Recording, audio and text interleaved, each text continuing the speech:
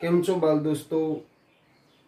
આપણે આપણા તાસની શરૂઆત પ્રાર્થનાથી કરીશું, તો સૌ પ્રાર્થના માટે તૈયાર। પ્રાર્થનાના શબ્દો છે ગાયત્રી મંત્ર।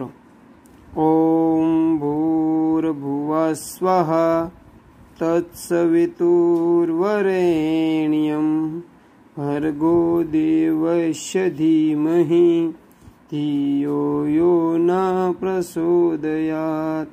ओम शांति शांति शांति। नमस्कार विद्यार्थी मित्रों, विषय विज्ञान प्रकरण 8 सजीवों में प्रजनन ना तास 2 में आपनु स्वागत है।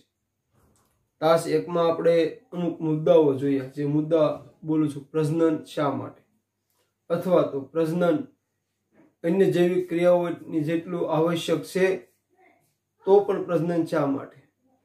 અને એમાં આપણે જોયું હતું કે ભાઈ બીજી પોષણ શ્વસન જેટલું આવશ્યક નથી, પરંતુ જાતિના અસ્તિત્વ માટે પ્રજનન જરૂરી છે। પ્રજનન એટલે શું? તો ભાઈ કોઈ સજીવ એના જીવનકાળ દરમિયાન એના જેવો જ બીજો સજીવ નિર્માણ કરે, આ ક્રિયાને પ્રજનન કહેવાય। શું સજીવો પોતાની પ્રતિકૃતિનું નિર્માણ કરે છે? તો હા ભાઈ, સજીવો એની પ્રતિકૃતિનું નિર્માણ કરે છે જાતિના અસ્તિત્વ માટે। ભિન્નતાનું મહત્વ। ભિન્નતાનું મહત્વ 2 બાબતોમાં છે। એક તો જાતિના અસ્તિત્વ માટે અને એક ઉદ્વિકાસ માટે। એ બાબતને લઈ અને આપણે જોયું હતું। આ તાસમાં આગળ આપણે દ્વિતીય જે પ્રશ્નો છે એને પહેલા જોઈ લઈએ, પછી આગળ હાલીએ। તો પહેલો દ્વિતીય પ્રશ્ન છે, ડીએનએ પ્રતિકૃતિનું પ્રજનનમાં શું મહત્વ છે? તેનું બે બાબતોમાં મહત્વ છે ડીએનએની પ્રતિકૃતિનું। એક તો ડીએનએની જે પ્રતિકૃતિ છે, ડીએનએની પ્રતિકૃતિ એ સંતતિમાં આનુવંશિક લક્ષણોના વહન માટે જવાબદાર છે।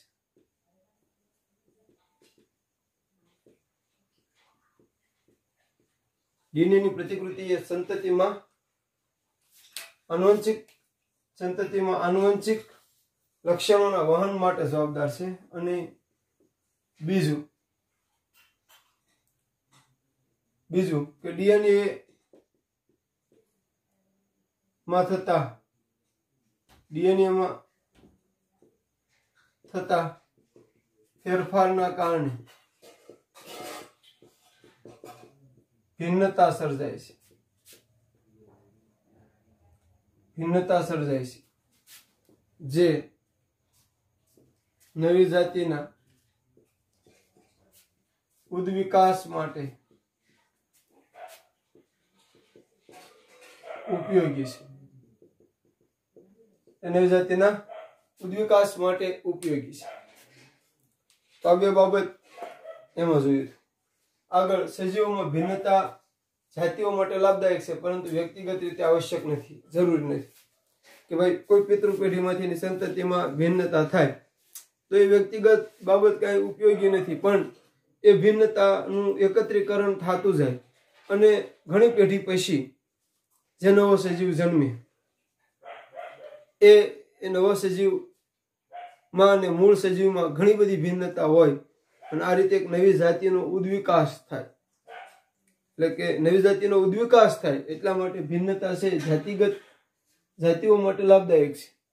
નવી જાતિ એક બને, નવી જાતિનો ઉદ્વિકાસ થાય એટલા માટે લાભદાયક છે, પણ વ્યક્તિગત એની કોઈ જરૂરિયાત રહેતી નથી। આવા 2 દ્વિતીય પ્રશ્નો છે એ આપણે જોઈએ। હવે આગળ પ્રજનન ને લઈને ખાસ તો ચોપડીનો તો પોઈન્ટ એવો છે કે એકલ સજીવોમાં પ્રજનન, પણ મૂળ આપણે એક આખો પ્રજનનનો ચાર્ટ રજૂ કરીએ છીએ, તમે જોજો બરાબર ખાસ।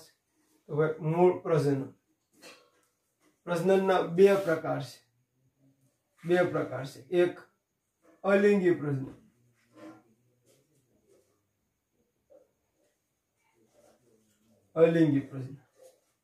અને 2 લિંગી પ્રજનન।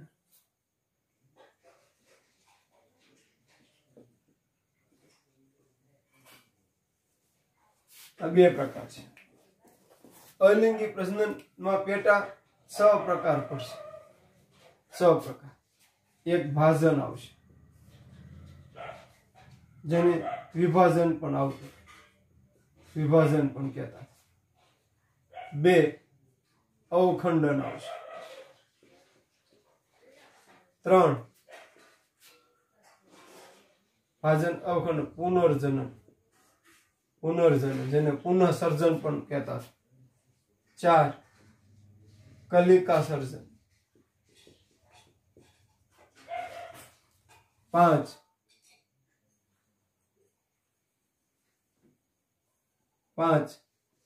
બીજાણુ નિર્માણ. અને 6 વાનસ્પતિક પ્રજનન. આ 6 પ્રકાર છે. અલિંગી પ્રજનનના 6 પ્રકાર 1 2 3 4 5. ભાજન, અવખંડન, પુનર્જનન, કલિકા સર્જન, બીજાણુ નિર્માણ અને વાનસ્પતિક પ્રજનન. હવે આ ભાજનના 2 પ્રકાર પડે પાછા. ભાજનમાં દ્વિભાજન અને બહુભાજન. આ 60 ખાસ લઈશું. દ્વિભાજનમાં અમીબા આવશે અને લેશમાનિયા. બહુભાજનમાં પ્લાઝ્મોડિયમ આવશે. પ્લાઝ્મોડિયમ. અવખંડન માં સ્પાઇરોગાયરા. આ ઉદાહરણો છે. પુનઃજનનમાં પ્લેનેરિયા. કલિકા સર્જનમાં હાઇડ્રા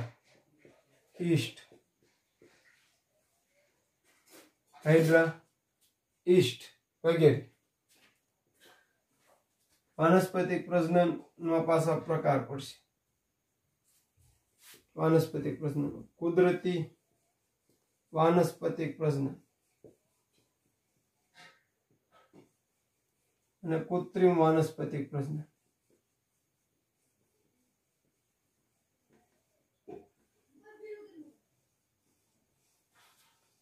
કુદરતી વાનસ્પતિક પ્રજનન અને કૃત્રિમ વાનસ્પતિક પ્રજનન પ્રકાર પડશે. કુદરતી વાનસ્પતિક પ્રજનન છે તેમાં મૂળ, પ્રકાંડ અને પર્ણ ભાગ પડશે. અને કૃત્રિમ વાનસ્પતિક પ્રજનન છે એમાં 3 આવશે. કલમ આવશે, દાબ કલમ આવશે અને આરોપ. ચાર્ટ ખાસ ઉતારજો. મૂળ પ્રજનનના 2 પ્રકાર અલિંગી પ્રજનન અને લિંગી પ્રજનન. અલિંગી પ્રજનનમાં એના પેટા પ્રકાર ભાજન, અવખંડન, પુનર્જનન, કલિકા સર્જન, બીજાણુ નિર્માણ, વાનસ્પતિક પ્રજનન.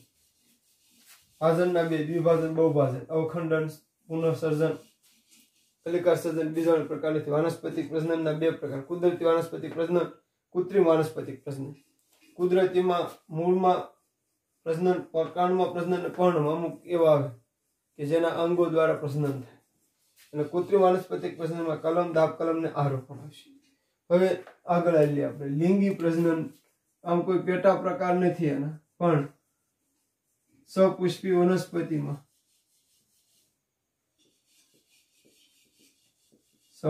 વનસ્પતિમાં લિંગી પ્રજનન જે પાઠમાં ભણવાનું છે ને એ લખું છું. પ્રકાર નથી આ. અને મનુષ્યમાં પ્રજનન આ રીતે આવશે.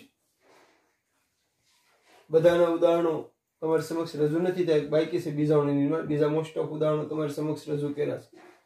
ખાસા 60 તમને યાદ રહી ગયો તો પાઠ લગભગ ઠેર સુધીનો આવી ગયો. છેલ્લે મનુષ્યમાં પ્રજનન જોઈશું ત્યારે પૂરું થઈ જશે. તો ફરીવાર 60 ને બરાબર જોઈ લો. પ્રજનનના 2 પ્રકાર અલિંગી પ્રજનન અને લિંગી પ્રજનન. અલિંગી પ્રજનનમાં 6 પેટા પ્રકાર આવે: ભાજન, અવખંડન, પુનર્જનન, કલિકા સર્જન, બીજાણુ નિર્માણ અને વાનસ્પતિક પ્રજનન. મેન પોઈન્ટ ખાસ યાદ રાખજો. એના ઉદાહરણો: ભાજનના 2 પ્રકાર પડે: દ્વિભાજન, બહુભાજન. એના ઉદાહરણો લખ્યા છે. વાનસ્પતિક પ્રજનન, કુદરતી વાનસ્પતિક પ્રજનન અને કૃત્રિમ વાનસ્પતિક પ્રજનન એ સમજાવ્યું છે. લિંગી પ્રજનનમાં સપુષ્પી વનસ્પતિમાં લિંગી પ્રજનન અને મનુષ્યમાં પ્રજનન, જે પાઠ પ્રમાણ છે એ પ્રકાર નથી, એટલું યાદ રાખજો ખાસ. તો આ રીતે આ એક આખો કોષ્ટક તમને આપ્યો છે.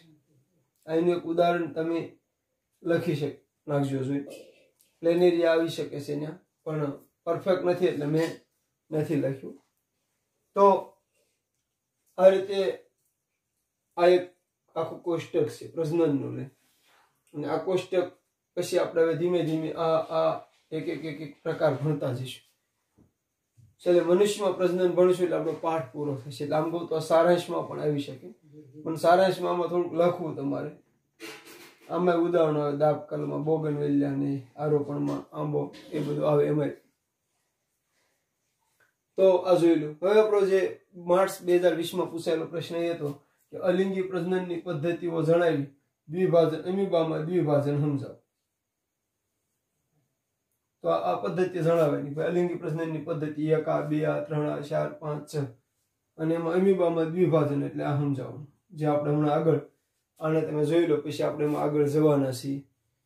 પણ આ બરાબર તમે જોઈ લો, પછી આપણે એમાં આગળ જઈએ.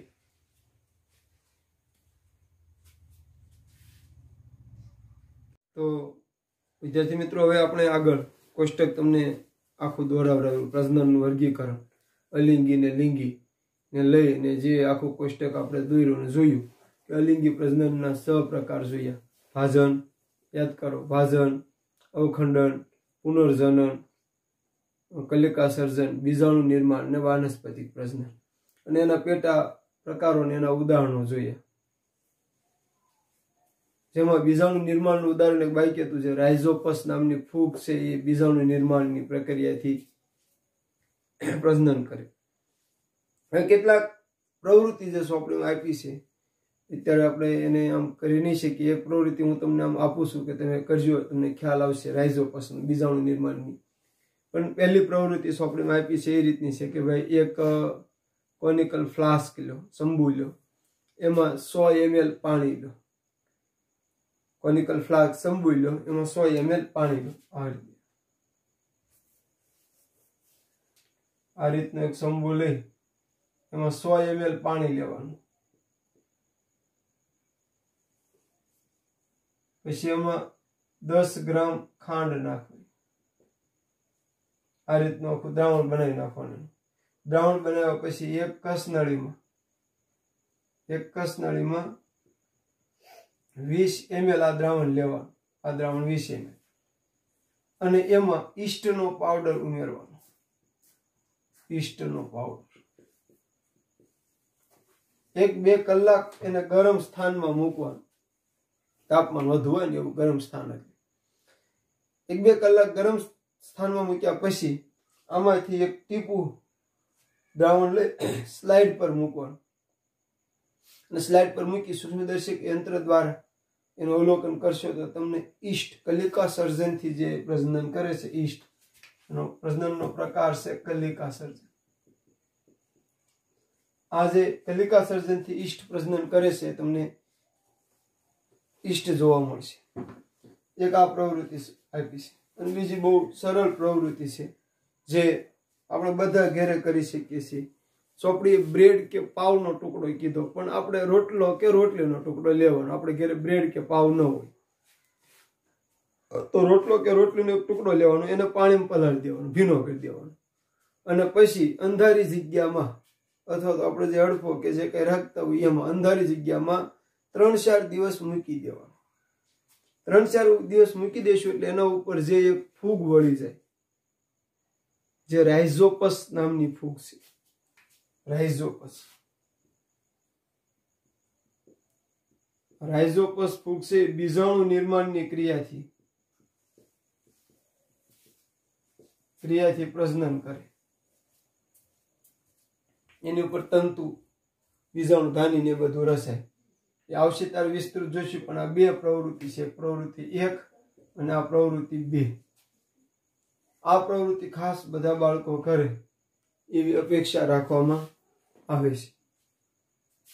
તો બે પ્રવૃત્તિ જેમ બતાવે છે કે સજીવો પ્રજનન કરે છે એની સામાન્ય સમજૂતી માટેની. આગળ આપણે જોઈએ તો ભાજન નામની પદ્ધતિ આપણે જોઈએ. તો ભાઈ ભાજન એટલે શું? તો ભાઈ એક કોષી સજીવો જે છે, એક કોષી સજીવો કોષ વિભાજન દ્વારા, એક કોષી સજીવો કોષ વિભાજન દ્વારા બે નવા કોષો અથવા તો બાળ સજીવો, એક કોષી સજીવો કોષ વિભાજન દ્વારા બે નવા કોષો નું અથવા તો બાળ સજીવોનું નિર્માણ કરે છે, જેને ભાજન કહે છે. જોજો, એક કોષી સજીવો કોષ વિભાજન દ્વારા બે નવા કોષો એટલે કે બાળ સજીવોનું નિર્માણ કરે છે, જેને ભાજન કહે છે. ભાજન એ અલિંગી પ્રજનનની સૌથી સરળ પદ્ધતિ છે. ભાજન એ અલિંગી પ્રજનનની સૌથી સરળ પદ્ધતિ છે. એના ઉદાહરણો દેવા હોય, ઉદાહરણો તો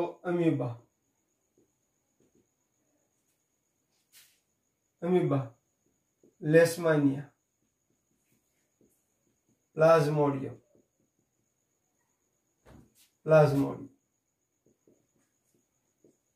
એના ઉદાહરણો છે. ભાજન બે પ્રકાર છે. ભાજનના બે પ્રકાર છે. એક દ્વિભાજન, જે આપણે કોષ્ટકમાં લખ્યું હતું, ચાર્ટમાં લખ્યું, અને બીજું બહુભાજન. હવે જે દ્વિભાજન છે, દ્વિભાજનની રીતે અમીબા અને લેશમાની બેની આકૃતિ તમારી સમક્ષ દોરી છે. આ બેના ઉદાહરણ છે. અને બહુભાજનના ઉદાહરણમાં પ્લાઝ્મોડિયમ આવશે. પ્લાઝ્મોડિયમ. તો ભાજન જ્યારે સમજાવવાનું આવે, ભાજન કે તો આ બધું સમજાવવું પડે, પણ તમને ડાયરેક્ટ પ્રશ્ન એવો પૂછ્યો હતો કે અલિંગી પ્રજનન ના પ્રકારો જણાવી, અમીબામાં દ્વિભાજન સમજાવો એટલે તમારે અમીબાની આકૃતિ દોરવી પડે અને એમાં સમજાવવું પડે. તો અમીબામાં દ્વિભાજન કરીને તમારે સમજાવવું પડે. આ રીતનો મુદ્દો આપવો પડે કે ભાઈ અમીબામાં દ્વિભાજન આ રીતે. કદાચ લેશમાનિયામાં કે તો એમાં આકૃતિ દોરવી. અને અત્યારે અમીબામાં એ ભાઈ સૌ પ્રથમ પુખ્ત અમીબા છે. પુખ્ત અમીબા એક શબ્દ વાપરવાનો કે ભાઈ આકૃતિ એમાં પુખ્ત અમીબા દર્શાવવામાં આવ્યા છે. પુખ્ત અમીબા જો મુદ્દા લખું છું. ત્યાર પછી આ પુખ્ત અમીબાનું જે કોષ કેન્દ્ર છે એ લંબાય છે.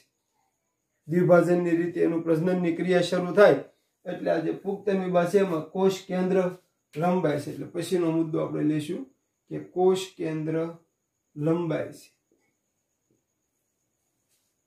ચાલો, પુખ્ત અમીબા બતાવવામાં આવે છે કારણ કે આપણે એવું શીખી ગયા છે આગળના તાસમાં કે પ્રજનન જન્મથી સજીવોને પ્રાપ્ત થતી પ્રક્રિયા નથી. એ અમુક ઉંમર, અમુક આયુષ્યને મળે ત્યારે એને પ્રાપ્ત થાય. અને એ ઉંમરને એની પુખ્તતાની ઉંમર કહેવામાં આવે સામાન્ય રીતે. તો પેલું એ છે એ પુખ્ત અમીબા છે. બીમાં એનું કોષ કેન્દ્ર લંબાણું. હવે આગળ સી આકૃતિ છે એમાં કોષ કેન્દ્ર છે એ બે ભાગમાં વહેંચાણ. કોષ કેન્દ્ર બે ભાગમાં વહેંચાણ. બે ભાગમાં વહેંચાય છે. હવે ડીમાં આકૃતિ બંને કોષ કેન્દ્રની ફરતે કોષ રસ વિભાજન પામે છે. વિભાજન પામે છે. બંને કોષ કેન્દ્ર, આ બે કોષ કેન્દ્ર છે, એની ફરતે આ એટલું કોષરસ આની ફરતું વીંટળાઈ ગયું, એટલું કોષરસ આની ફરતું વીંટળાઈ ગયું, અને ઈ આકૃતિમાં બે બાળ અમીબા નિર્માણ પામે છે. બે બાળ અમીબા નિર્માણ પામે છે. બે બાળ અમીબા, આ બે બાળ પાછા પુખ્ત બની, પુખ્ત બને એટલે પાછી પ્રજનનની ક્રિયા સ્ટેપમાં હાલે. પુખ્ત બને પછી કોષ કેન્દ્ર લંબાય, કોષ કેન્દ્ર લંબાઈને બે ભાગમાં વહેંચે, બે ભાગમાં બે કોષ કેન્દ્ર બને, બે કોષ કેન્દ્રની ફરતે કોષરસ વીંટળાય અને બે બાળ અમીબા બને, એકમાંથી બે, આમાંથી બે. તો ફરી વાર ભાજનમાં જુઓ કે ભાજનમાં શું છે, તો એક કોષી સજીવો કોષ વિભાજન દ્વારા બે નવા કોષો એટલે કે બાળ સજીવોનું નિર્માણ કરે છે, જેને ભાજન કહે છે. એક કોષી સજીવો કોષ વિભાજન દ્વારા બે નવા કોષોનું, બાળ કોષોનું નિર્માણ કરે એને ભાજન કહે છે. ભાજન એ અલિંગી પ્રજનનની સૌથી સરળ પદ્ધતિ છે. આ બધા સજીવો છે ભાજનની રીતે, આ ભાજનમાં બધા આવશે, પણ એના બે પ્રકાર પડે, દ્વિભાજન ને બહુભાજન. તો દ્વિભાજનમાં એમીબા અને લેશમાનિયા આવે, જ્યારે બહુભાજનમાં પ્લાઝ્મોડિયમ આવે. કેટલાક બેક્ટેરિયા અને પ્રજીવો, જીવાણુ ને પ્રજીવો કહેવાય. તો એ રીતે એમીબા જે છે એમાં તમને સમજાવ, એમીબામાં દ્વિભાજન. તો આ આકૃતિ દોરો ને આકૃતિનું વર્ણન કે ભાઈ આકૃતિ એમાં પુખ્ત એમીબા દર્શાવવામાં આવ્યા છે. આકૃતિ બી માં પુખ્ત એમીબા જે છે એના કોષમાં રહેલું કોષ કેન્દ્ર લંબાય છે. પ્રજનનની શરૂઆત થાય એટલે કોષ કેન્દ્ર લંબાય છે. આકૃતિ સીમા દર્શાવ્યા પ્રમાણે કોષ કેન્દ્ર લંબાઈને બે ભાગમાં વહેંચાય છે. આકૃતિ ડી માં બતાવ્યા પ્રમાણે બે કોષ કેન્દ્રની ફરતે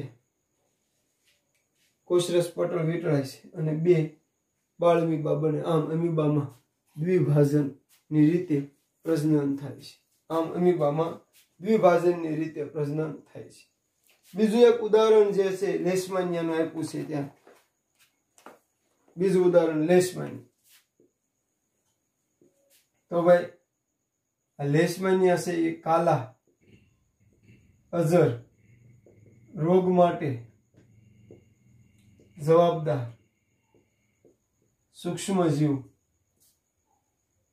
સૂક્ષ્મજીવ લેશમાનિયા છે. કાલા અજર આ SW છું, SW થી તમને પૂછે કે લેશમાનિયા કયા રોગ માટે જવાબદાર છે, તો કાલા અજર. અથવા તો કાલા અજર રોગ માટે કયા સૂક્ષ્મ જીવાણુ જવાબદાર છે, તો લેશમાનિયા જવાબદાર. લેશમાનિયા માં પ્રજનન દ્વિભાજનની રીતે થાય છે. દ્વિભાજનની રીતે થાય. તેની એક બાજુએ, જો તેની એક બાજુએ ચાબુક જેવી રચના હોય છે. આવડ્યા ચાબુક જેવી રચના. એમાં શું બને, એમાં એ જ રીતનું બને. જો થોડુંક યાદ રાખવાનું ભાઈ, એમીબાની જેમ જ થાય. એમાં કે ભાઈ આકૃતિ એમાં પુખ્ત લેશમાનિયા આપવામાં આવે છે.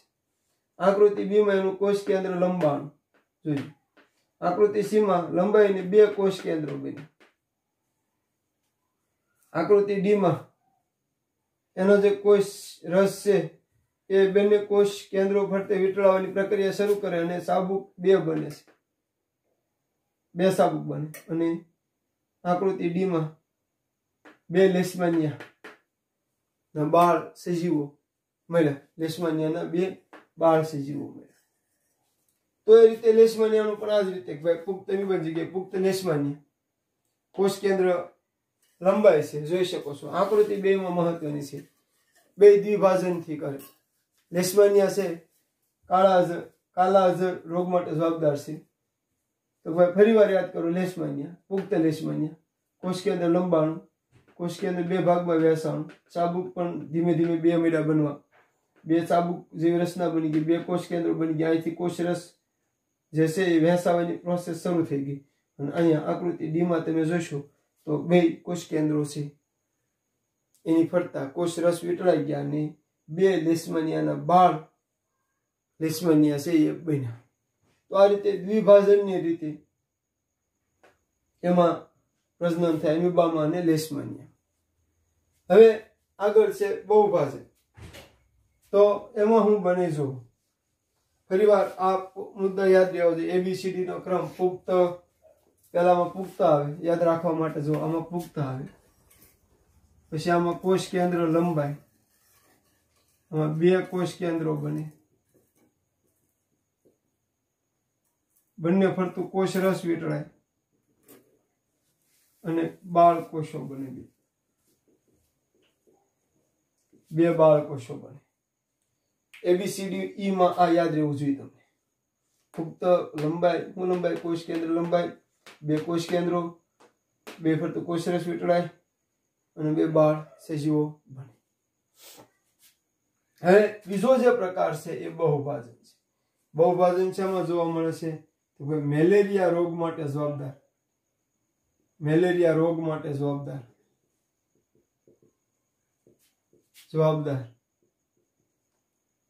પ્લાઝ્મોડિયમ, પ્લાઝ્મોડિયમમાં હું કીધું છે મેલેરિયા રોગ માટે જવાબદાર પ્લાઝ્મોડિયમમાં બહુભાજનની રીતે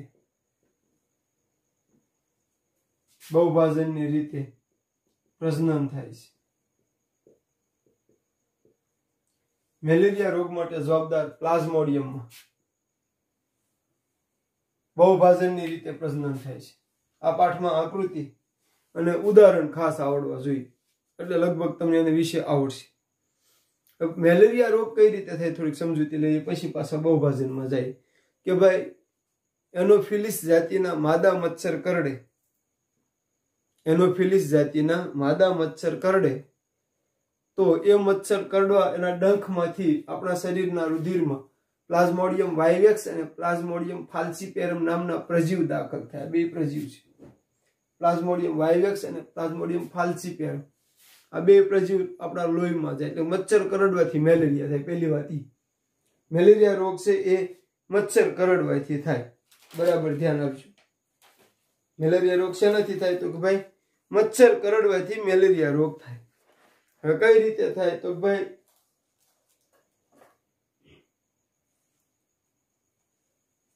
કે ભાઈ એનોફિલિસ જાતિના માદા મચ્છર કરડે તો પ્લાઝ્મોડિયમ નામના પ્રજીવ આપણા શરીરમાં દાખલ થાય. હું 2 નામ બોલ્યો, યાદ રહે તો લાગજો. પ્લાઝ્મોડિયમ ફાલ્સિપેરમ અને પ્લાઝ્મોડિયમ વાલ્વેક્સ.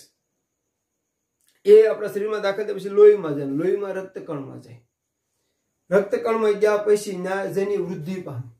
આવી રીતે હમણાં આપણે જોવું ની રીતે બહુભાજનની રીતે વૃદ્ધિ પામશે અને એક પ્લાઝ્મોડિયમ માંથી ઘણા બધા પ્લાઝ્મોડિયમ બનશે.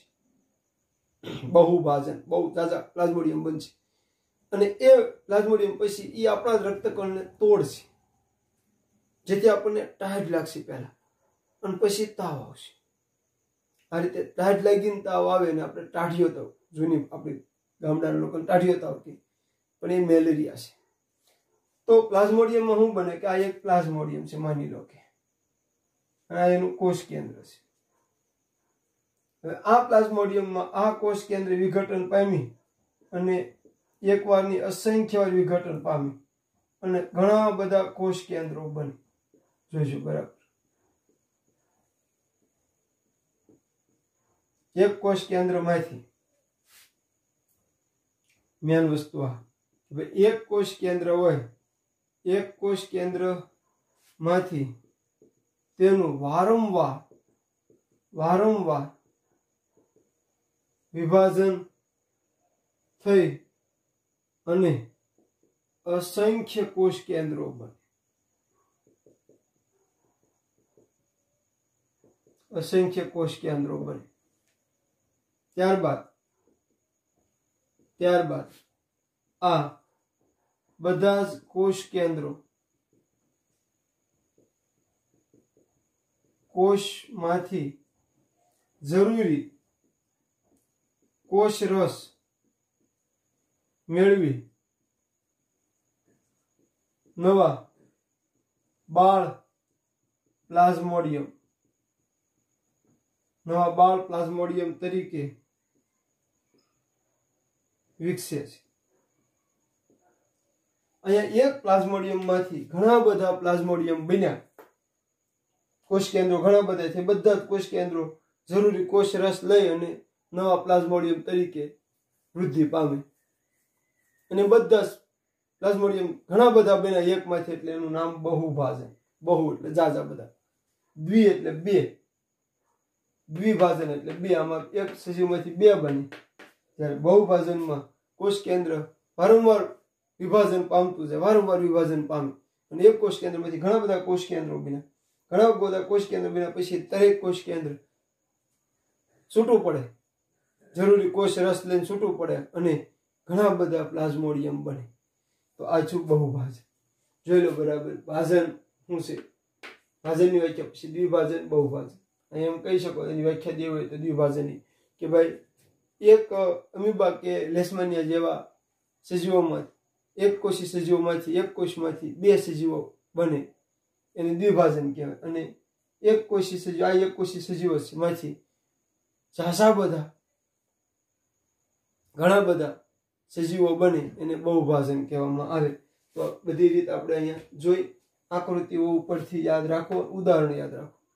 પ્રકારનું નામ, આકૃતિનું ઉદાહરણ યાદ રહેશે તો વર્ણન તમને આવડી જશે. જોઈ લો આગળ બીજાનું વિશે જોઈ, પણ પહેલા આ જોઈ લો, પછી આપણે આગળ જોઈએ. તો વિદ્યાર્થી મિત્રો, તમે તાસ 2 નું ગૃહ કાર્ય જે બોર્ડ ઉપર ડિસ્પ્લે થયું છે એ લખવાનું રહેશે. જેમાં પ્રજનનનો સાટ દોરો, જે આપણે વર્ગમાં દોરો થઈ. ભાજન એટલે શું, તેના પ્રકારો સમજાવવા આકૃતિ છે, અને 5 SW પ્રશ્ન લખવાના રહેશે. તો આ બાબતને સારી રીતે સમજીને તૈયારી કરશો એવી આશા.